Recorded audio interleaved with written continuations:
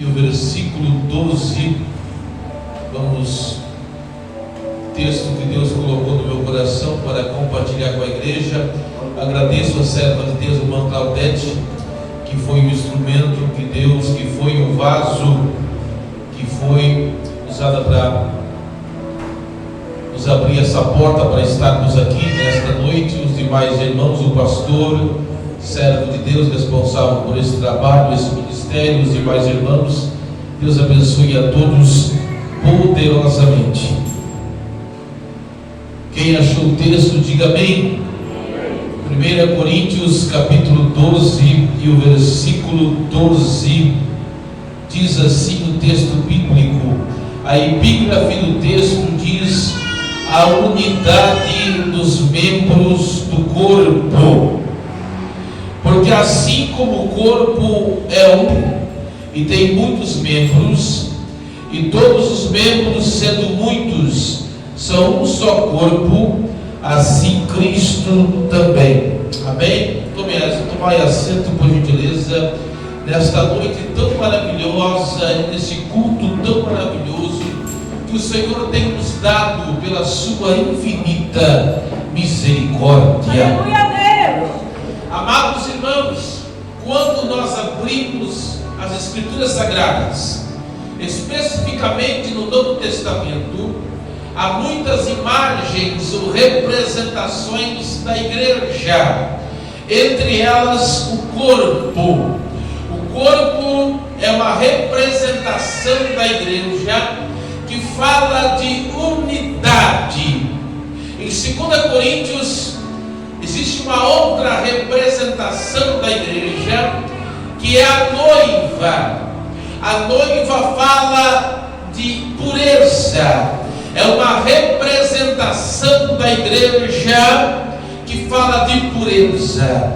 E assim por diante, nós encontramos muitas representações ou imagens da igreja no Novo Testamento. Por exemplo, a esposa é uma representação da igreja que fala de fidelidade. A igreja verdadeira, ela é fiel, ela não é infiel a Jesus. Outra representação da igreja é o rebanho. O rebanho fala de comunhão. A igreja verdadeira, ela tem comunhão com Jesus e ela reconhece a voz de Jesus. A igreja reconhece a voz de Jesus. Também, quando nós falamos da igreja, essa representação fala-nos da natureza da igreja. Hoje pela manhã na escola dominical, falando da natureza da igreja, onde nós lecionávamos ali na comunicação do Juquiá, ali do outro lado da cidade do Bicho de Guimarães, falar da natureza da igreja, nós falamos daquilo que a igreja é em sua essência. Para os irmãos entenderem nesta noite sobre o que é a natureza, eu vou falar de dois personagens bíblicos ou teológicos. Quando nós falamos de Deus, da pessoa bendita de Deus, o Deus da Bíblia, o Deus que nós servimos, Deus em sua essência, o Deus da Bíblia, Ele é bom. Quem crê que Deus é bom? Deus, Ele é bom. Deus, Ele é santo. Deus, Ele é onipotente. Deus, Ele é onipresente. Deus é todo poderoso em sua natureza. Agora vamos para outro personagem. Não vamos dar muito ibope para ele, mas o antagonista, o adversário de Deus, que foi derrotado na cruz do Calvário, Satanás, o diabo. Em sua natureza ele é mau. O diabo é mau. Tem uma série da Netflix aí, né, que muita gente que não vigia assiste, chamado Lúcifer. Diz que o diabo estava entediado lá no inferno, né? E o diabo resolveu vir para a terra e resolveu ajudar a polícia e virou um bonzinho, né? Esse diabo aí não existe, porque ele é mau em toda a sua essência. O diabo é esse mundo aí, esse mundo da atualidade quer tornar o diabo bom. O diabo nunca vai ser bom, o diabo sempre é mau em sua natureza, mas ele já foi vencido na cruz do Calvário, ele é derrotado. Quem pode glorificar o nome de Deus? Mas agora a igreja, quem faz parte da igreja verdadeira? A igreja em sua natureza, em sua essência, a igreja é santa, a igreja é pura, a igreja é fiel. Vocês sabem, irmãos, quando a gente vai no centro, ali na nossa cidade de Joinville, tem ali o Rio Cachoeira, e tem um projeto, tomara que um dia eles realizem essa promessa ali de tornar o Cachoeira bom até de pescar e de nadar, né? Quem tem essa esperança, né? Mas enquanto isso não acontecer, ali vocês ali passam às vezes, eu creio que alguns já viram essa imagem, ali está o Rio Cachoeira poluído, e ali às vezes a gente vê uma garça branca, e aquela garça branca ela está ali, e ela não se contamina, continua branca, e lá diante da poluição do Cachoeira. Assim é uma simbologia muito apropriada para eu falar da natureza da igreja verdadeira. Ela está aqui nesse mundo de pecado, mas ela não se contamina com o mundo. Assim é a igreja verdadeira. É culto de Santa Ceia, né, pastor? É culto de Santa Ceia. Quem sabe, irmãos, esse seja o último culto de ceia. Quem sabe na próxima ceia nós estaremos lá com o Senhor na glória. Nós fazemos parte de uma igreja que não se contamina com esse mundo. Esses dias eu estava, não sei se no Instagram, não sei se no Facebook, e uma frase me chamou a atenção, e eu tive ali que concordar com a frase. Dizia assim a frase: essa geração, talvez alguns irmãos aí viram já essa frase no Facebook, no Instagram, essa geração colocou Sodoma e Gomorra no chinelo. E eu tive que concordar, irmão, essa geração aqui é pior que Sodoma e Gomorra. E sabe por quê? Deus ainda não destruiu essa geração. Pergunta para mim por quê? Pergunta. Me ajuda a pregar, irmão. Pergunta por quê? A resposta está na Bíblia. 2 Tessalonicenses 2:7. Confere aí, eu gosto de Bíblia. Quem gosta de Bíblia aí? Eu não comecei a pregar, irmão. Eu só estou colocando tempo. Ninguém faz comida boa aí.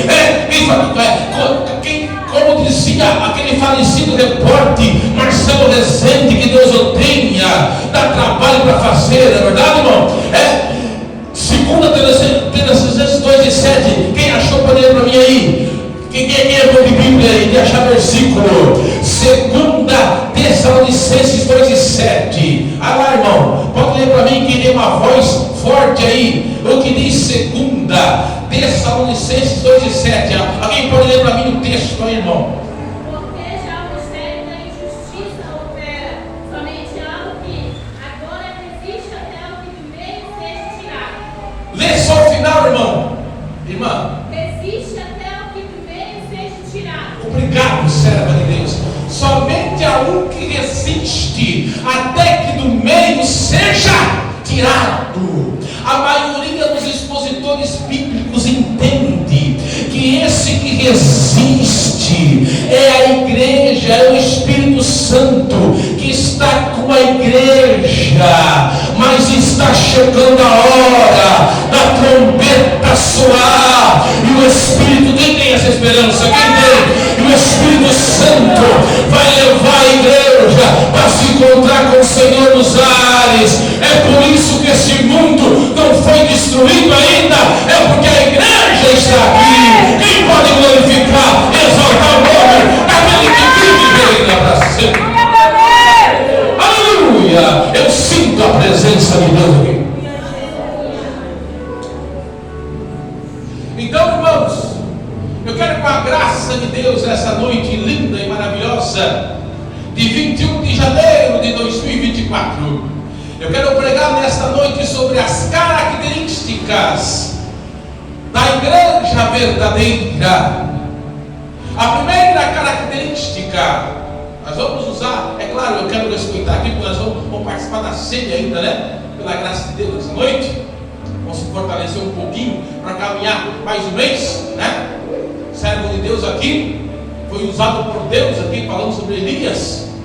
O Elias não morreu debaixo do pé de zimbro. Irmãos, que bom seria, cadê o servo de Deus que pregando? Que bom seria se não tivesse o pé de zimbro, não? Cada um de nós tem um pé de zimbro, né, servo de Deus? A aprovação. Mas o mesmo anjo, o anjo que levou a jarra e o pão sobre a brasa, diga para o irmão assim, diga para o irmão, se você puder dizer, né, irmão? Diga para ele, o anjo que levou a jarra e o pão sobre a brasa não está aposentado, ele ainda está trabalhando, ele ainda está trabalhando. Você não vai morrer debaixo do pé de zimbro, você não vai morrer no deserto, você vai chegar no Horebe de Deus. Deus tem um projeto na tua vida, dá glória a Deus aí.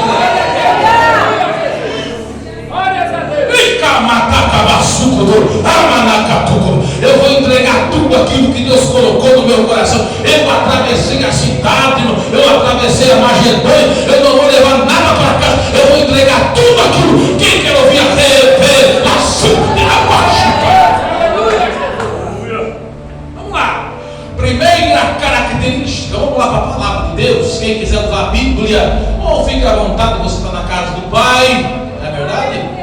E na casa do Pai nós temos a liberdade, né? Como dizia um amigo meu, quando eu chego na casa do Pai, eu abro a geladeira, eu vou lá, eu como, se é domingo, eu vou lá, eu como a gelatina, a sobremesa que sobrou do almoço, né? O frango assado que sobrou do almoço, a farofa, que o crente não bebe e não fuma, mas come com a bênção. Tem muita gente aí que não vê a hora de acabar o culto para comer a macarronada, o churrasco e o frango que sobrou do almoço. Vamos lá? Primeira característica, diga para o irmão aí, pergunta para ele, tu tá gostando? Vai ficar melhor ainda. Primeira característica só os pentecostais, diga amém aí. Está fraco, pode melhorar. Atos capítulo 6 e versículo 4. A primeira característica da igreja verdadeira. Porque, irmão, olha para mim aqui, irmão, que não está fácil, mas tem de igreja falsa por aí. Já vou entrar no assunto aí, tá? Primeira característica da igreja verdadeira. Quem achou, diga amém. Se você quiser apenas ouvir, né, fica à vontade. Atos capítulo 6, versículo 4. Mas nós perseveraremos na oração e no ministério da palavra.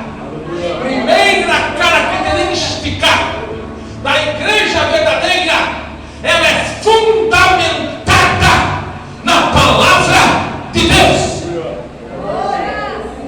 Glória a Deus, aleluia. Igreja verdadeira, irmão, ela é fundamentada na palavra. Aleluia. Tem outro livro aí para emprestar para mim, outra coisa aqui, irmão? Eu tinha aqui. Tu pega para minha bolsa, deixa eu aqui. Dá licença aqui. Pegar aqui a lição da escola dominical. Você está vendo aqui a lição? Tem muita seita, vocês sabem o que é seita, né? Tem muita seita por aí que o fundador, ele tem, não é visão, é visagem. Não é revelação, é revelamento. Não é profecia, é profetada. Aí ele escreve um livro. Aí esse livro aqui é tão inspirado, é tão poderoso, que nem a Bíblia. É tão ungido, não é que nem a Bíblia, é mais poderoso, é mais inspirado que a Bíblia. Ele completa, a Bíblia é incompleta, ele é mais inspirado inspirado que a Bíblia. A Bíblia é. Não, segura aqui. Não, cuidado, é tão ungido que. É tão poderoso esse livro aqui, que, meu Deus do céu! Obrigado, Senhor. Eita, Jesus, é desse jeito. Irmãos, a Bíblia não precisa de nada mais. Ela é completa. Nenhum escrito, quem está ouvindo? Não precisa de nenhum escrito. A Bíblia é completa. Ela é a palavra de Deus. Não tem nenhum profeta que teve revelação aí, que desceu anjo sem dar conta aí. Não precisa de nada, irmão. Ela é a completa, suficiente palavra de Deus. Mas tem muita seita por aí.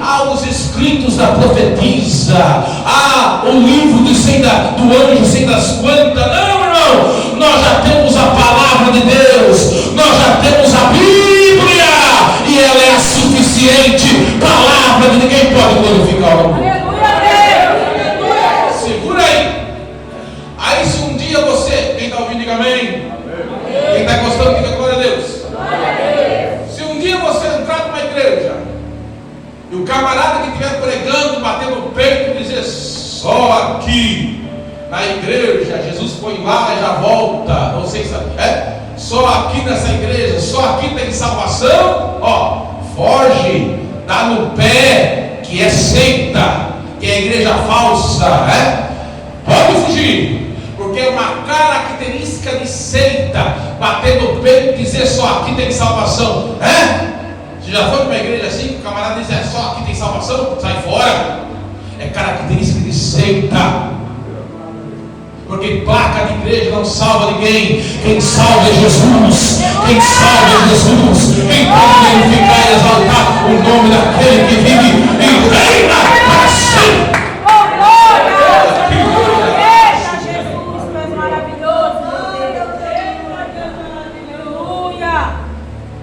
Fundamentado na palavra, a palavra de Deus é poderosa, ela não volta vazia, seca-se a erva e cai as flores, mas a palavra de Deus permanece para sempre. Não é a minha palavra como fogo, diz o Senhor, e como martelo que esmiuça a penha. Os céus e a terra passarão, mas as minhas palavras não hão de passar. Vós já estáis limpos pela palavra que vos tenho falado. Poderosa é a palavra de Deus. Glórias a Deus. Eu nunca me esqueço, a minha esposa é mineira, ela não pôde vir hoje.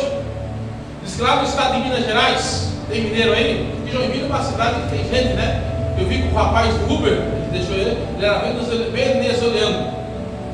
Tem mineiro aí? Paranaense tem, né? Paranaense tem. Baiano tem. Joinville é uma cidade que tem Paraense tem? Olha que bênção de Deus, né? Bênção, tem bastante, né? O que mais tem? Bênção, povo animado. Então minha esposa é mineira, lá do norte de Minas Gerais, e um testemunho, talvez os irmãos ouviram, que chegou um missionário numa cidade lá, e foi evangelizar um camarada terrível. Sabe aquele camarada terrível? Quem está ouvindo, diga amém. Camarada terrível, estou falando que a igreja verdadeira era fundamentada na palavra de Deus.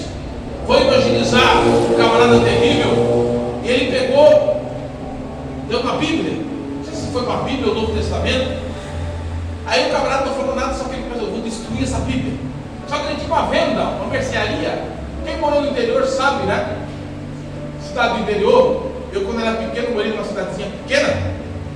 Eu era garoto e eu comprava Suspiro, Maria Mole. Aí o dono da mercearia, chama mercearia, venda, pegava sabão, pegava Suspiro, Maria Mole, e ele, naquele tempo não tinha sacola, pegava, não sei se você já passou por essa experiência, pegava o papelão e embrulhava. Quem já passou por isso aí? O Suspiro, a pedra de sabão. Aí aquele camarada, sabe o que ele fez com a Bíblia? Ele arrancava missionário dele. E pegava a pedra de sabão, pegava o que ele vendia na sua mercearia, arrancava a folha. Ao cliente, o freguês chegava, eu quero uma pedra de sabão, ele arrancava, embrulhava a pedra de sabão, embrulhava as mercadorias que ele vendia. Ele destruiu a Bíblia, ficou só a capa. O que ele fazia, ele ia alguém, quero uma pedra de sabão, só ficou a capa, destruía a Bíblia. Aí o dia chegou o freguês, eu quero uma pedra de sabão. Aí não tinha mais com a capa, ele pegou outra folha de papel assim, embrulhou. Aí o freguês pegou, olhou assim, aí ele foi, quer mais alguma coisa? O seu Manuel, o senhor não tem aquele papel? Que papel? Aquele papel tão lindo, maravilhoso, que eu tenho um monte lá para o senhor. Eu estou lendo direto lá no papel que fala assim, porque Deus amou o mundo tão maneira, que Deus seu filho pequeno. Sem saber, ele evangelizou a região inteira com a palavra de Deus. A palavra de Deus é poderosa, irmão, e não volta vazia. A palavra de Deus não volta vazia. Quem pode glorificar o nome do Senhor? Ele evangelizou a região inteira. Oh, a igreja verdadeira é fundamentada na palavra. Quem ama a palavra? Quem ama a palavra? Quem ama a palavra? Quem ama a palavra?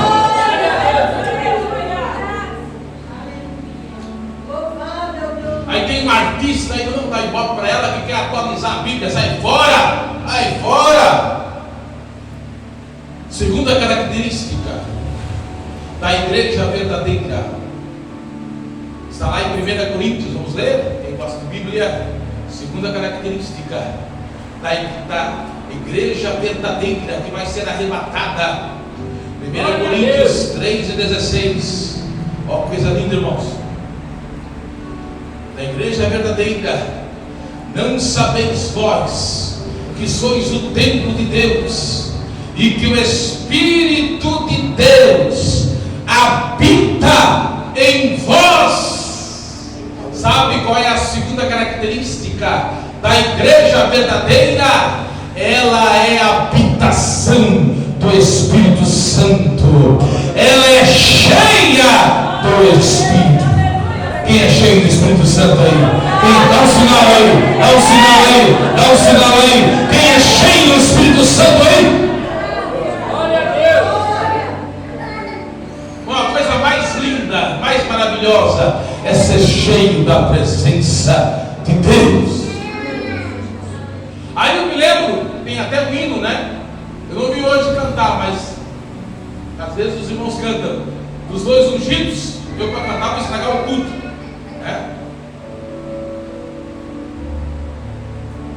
Pedro e João estavam subindo o templo, o coxo estende a mão, aí o Pedro e João diz assim: não temos prata nem ouro. Atos capítulo 3, versículo 6, Atos 3:6. Não temos prata nem ouro, mas o que temos te damos. Em nome de Jesus Nazareno, levanta e anda. Talvez você não tenha nem uma tartaruga no bolso. Sabe o que é tartaruga, né? R$2. Lobo-guará então está em extinção, né? Lobo-guará é quantos mesmo? 100 ou 200? 200, está em extinção, né? Aparecer no bolso não dá nem 5 minutos, logo desaparece. Não é verdade? Só uma tartaruga, se balançar, não cai uma tartaruga, mas você é cheio da presença de Deus. Aí me lembro do testemunho do pastor Abraão de Almeida, que hoje vive nos Estados Unidos. Dois líderes da questão de ética, não vou dizer o nome da igreja, comentando sobre esse texto. Aí um olha para o outro. Nós não podemos dizer que nem Pedro e João, porque nós temos muita prata, muito ouro, nosso cofre está cheio de dólar. Aí o outro lágrima nos olhos, mas nós não podemos também dizer que nem Pedro e João, levanta e anda, porque nós não temos poder de Deus. Irmãos, o que faz a diferença em nossas vidas é a presença do Espírito Santo. Três coisas maravilhosas acontecem Quando a igreja é cheia do Espírito Santo, quantas coisas acontecem? Conversão, regeneração, poder de Deus e o fruto do Espírito, o caráter de Cristo. Marque isso: conversão, regeneração, poder do Espírito e o fruto do Espírito, o caráter de Cristo em nossas vidas. Glória a Deus. Agora a gente chega, pela misericórdia de Deus, quantos irmãos me conheciam aqui? Levanta a mão, acho que só a meu Claudete, acho, né? E o servo de Deus ali, né? Mas pela misericórdia de Deus, irmão, eu prego há mais de 20 anos. Se toda igreja fosse poder pregar com vocês aqui, a gente vai pregar aqui umas igrejas que só Jesus pode importa a gente. Onde, como se diz lá em 1 Samuel, a lâmpada, o fogo do Espírito já apagou faz muito tempo. Não há mais presença de Deus. Eu estava pregando numa igreja aqui em Joinville. Quem está ouvindo, diga amém. E Deus manifestou o dom de interpretação. Quem já viu isso? Alguém fala em línguas e outra pessoa interpreta. E o pastor confessou em cima do altar que há 15 anos, quantos anos? Ele não via isso, irmãos. E é uma coisa para nós ver sempre a manifestação dos dons espirituais. Aí eu fui pregar, irmãos, no outro estado, questão de ética, não vou dizer onde. Aí manifestou isso de volta. Aí os irmãos foram ver na Bíblia, se era bíblico. Daí eu mostrei o texto em 1 Coríntios, capítulo 12, não foi equivocado, os dons espirituais. Porque eles não acreditaram que era bíblico, porque nunca tinham visto a manifestação desse dom. Irmãos, nós não podemos deixar a chama do Espírito se apagar. Aí eu me lembro daquele evangelista que está pregando numa igreja e o fogo está caído, fogo do Espírito. A coisa mais linda é a manifestação do poder de Deus.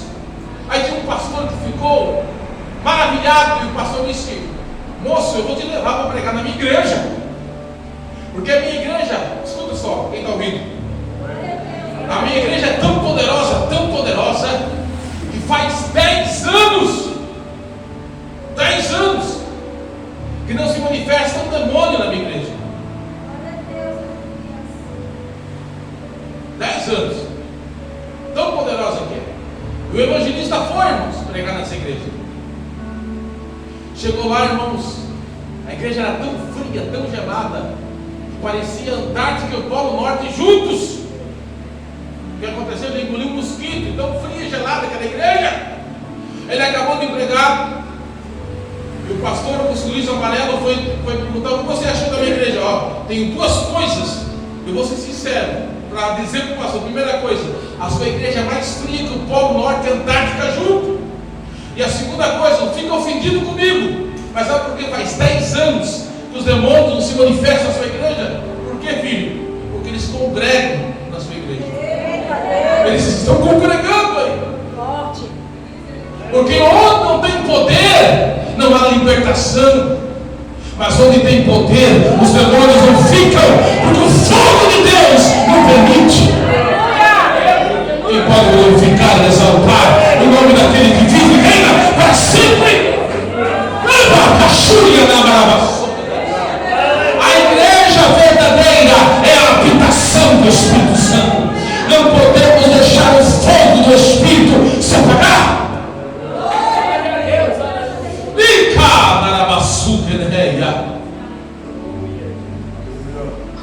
Abra comigo a Bíblia ainda. Terceira característica. Estou pregando sobre as características da igreja verdadeira. Terceira característica, Apocalipse capítulo 12, versículo 11. Apocalipse 12, 11. Quem achou? E eles o venceram pelo sangue do Cordeiro e pela palavra do seu testemunho. Terceira característica, a igreja verdadeira vence pelo poder do sangue. Irmãos, como é que é o nome desse bairro aqui? Aventureiro. Irmãos, os demônios, eu estou falando em espiritual para entender. Os demônios, como é que é o nome dessa rua aqui? Hã? Evaldo. Os demônios podem sobrevoar a rua Evaldo. Eles podem ver aqui nessa rua um ponto de prostituição, um ponto de drogas. Mas quando eles passam sobre esse prédio, eles veem sobre este lugar o sangue de Jesus. Sobre esse lugar o sangue de Cristo, sobre a minha vida e sobre a sua vida. O poder do sangue de Jesus sobre a minha família, sobre a tua família, quem pode glorificar? Sobre a minha casa e a sua casa, os demônios não podem tocar, porque nós estamos guardados sob o sangue de Jesus. Os demônios não podem tocar sobre a minha casa, sobre a minha vida. Nós estamos guardados debaixo do sangue de Jesus.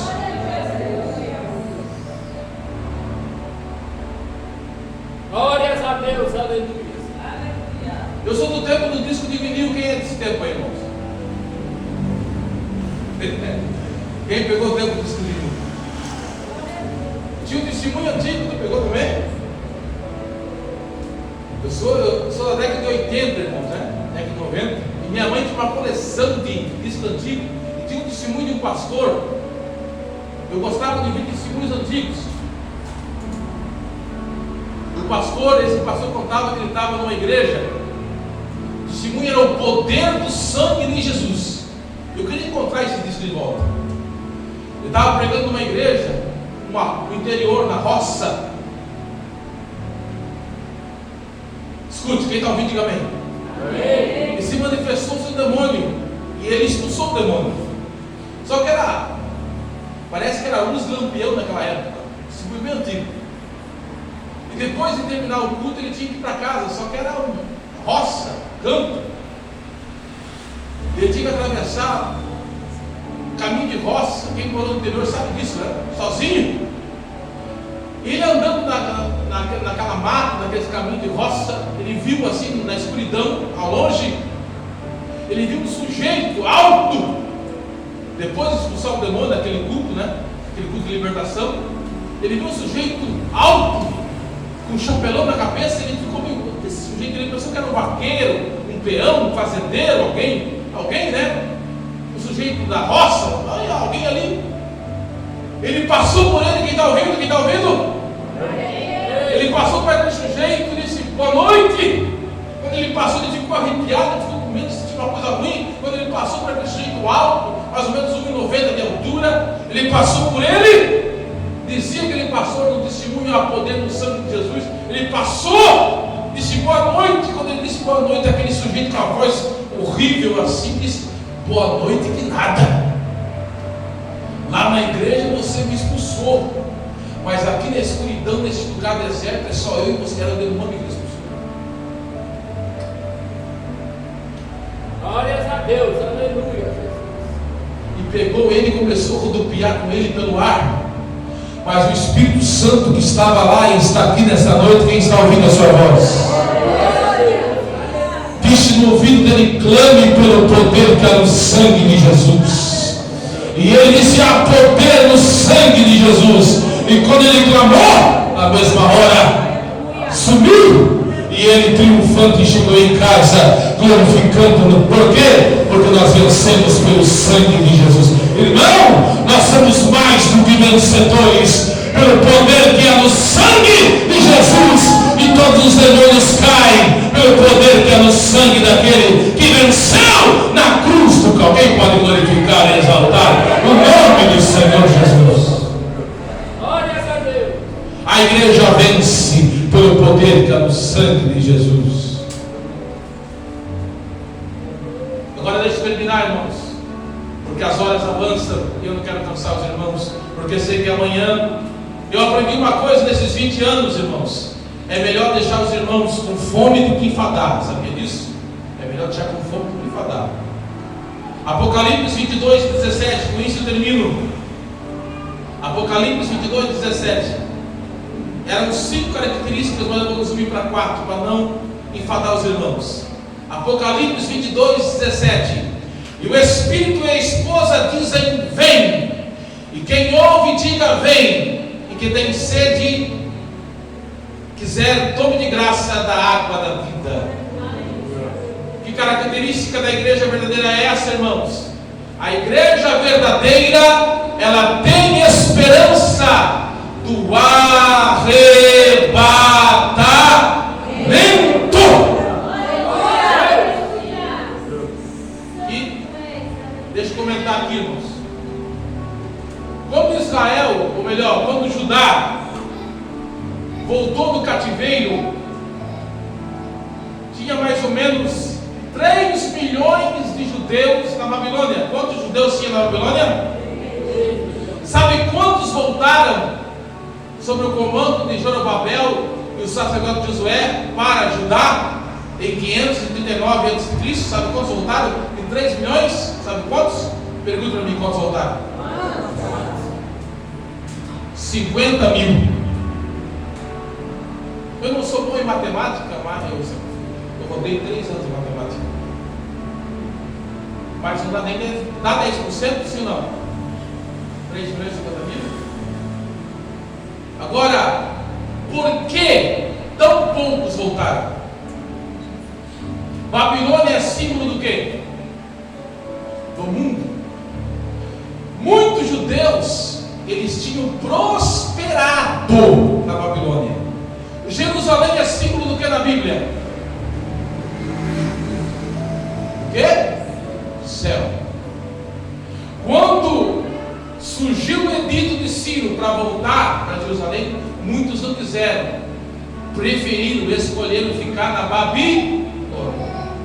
Agora traga para nós, se prega arrebatamento, muitos nem querem mais, não dá ibope. Um amigo meu falou esses dias que foi pregar arrebatamento numa igreja, e muitos até torciam o nariz, pregar sobre isso. Muitos nem querem ouvir mais. E eu pergunto para vocês, quantas mensagens de arrebatamento, esse ano está começando, mas ano passado, 2023, quantas mensagens de arrebatamento vocês ouviram? Muitos nem acreditam mais. Você tem esperança do arrebatamento ainda? Quem tem esperança do arrebatamento? Eu tenho esperança do arrebatamento. Quem tem esperança do arrebatamento? Eu tenho esperança de não passar pela morte. Quem tem esperança de não passar pela morte? Como será o dia do arrebatamento? Me diz o mercado, um supermercado bom de fazer compra aí, irmãos. Porque não está fácil, né, irmãos? Porque a situação não está fácil. Mas diz aí, você receber aí, não está fácil, mas uma bênção aí, né? E você poder fazer um pedido bom aí, um mercado bom próximo aí. Rodrigues aí, é próximo aí? Você nem não. Hã? Aí você vai fazer um pedido bom aí, comprar um alcatra, uma picanha, para chamar o pastor para comer, né? Pensa, né, pastor? Chamar o pai do céu de Deus, chamar a irmã Claudete, acho. Aí eu penso, como é que é o nome da serva de Deus? Hã? A irmã Alessandra, fazendo um pedido, comprando picanha, alcatra. Açaí, porque o crente não bebe, não fuma, mas compra uma bênção, enchendo o carrinho, irmão. De repente lá a serva de Deus começa a se lembrar do culto dos 5 de oração, se lembrar da pregação, da Santa Ceia, e começa a se alegrar no supermercado, o que os ímpios vão dizer. Mas de repente ela começa a falar língua estranha, Shabatacachô, Necanacatô, Camadechai. Vai ficar picanha, alcatra, o filé mignon, para os ímpios comer. Vai ficar ali, irmão, tudo. Isso vai ficar a roupa da serva de Deus. Ela já vai estar na glória, cantando o hino da vitória. Quem tem essa esperança?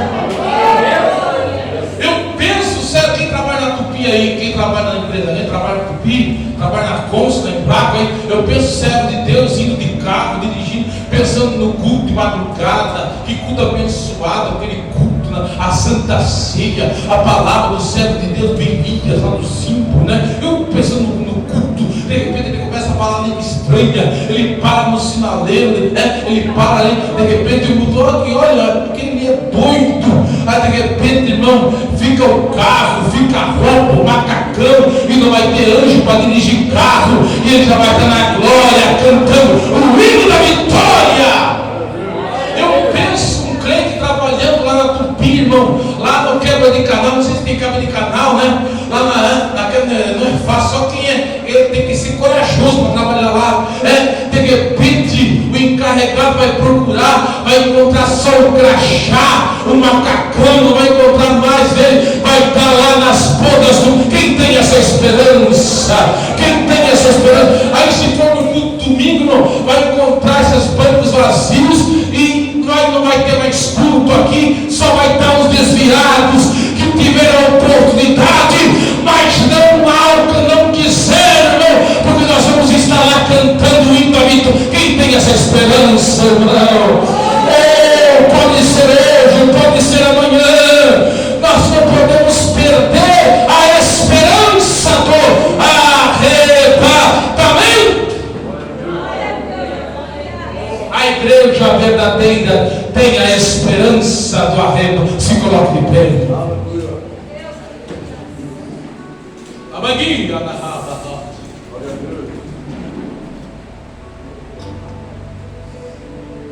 Aleluia.